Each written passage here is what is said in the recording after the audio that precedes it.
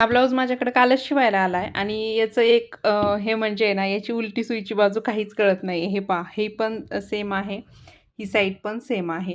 म्हणजे उलटं आणि सुईचं यात काहीच कळत नाही. पण काही-काही बायका आहे ना, इतक्या बारीक बघतात ना, की बास डोकं म्हणजे कधी-कधी बंद होतं. एखादा पार्ट जर उलटा सुईचा जोडला गेला ना, त्यात म्हणजे शिवायच्या वेळेस आहे ना, बघण्यातच खूप जास्त टाईम जातो.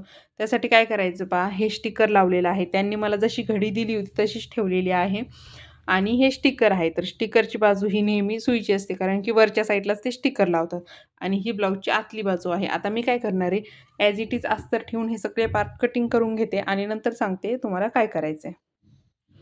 आता पहा, हे सगळे पार्ट मी असेच्या असे ठेवून म्हणजे असे ठेवले होते ना, सेम असेच कट केले. तर ही वरची बाजू आपली सुईची आहे आणि ही आतली बाजू आपल्याला अस्तरमध्ये घालवायची. त्यावेळेस काय करायचं, ह्या अशा इथं खडूने मार्किंग करून घ्यायची. हे पहा, ही अशी ही प्रत्येक पार्टला करणार. आता मी हा झाला पाठीमागचा पार्ट, त्यानंतर ह्या पार्टला देखील करणार.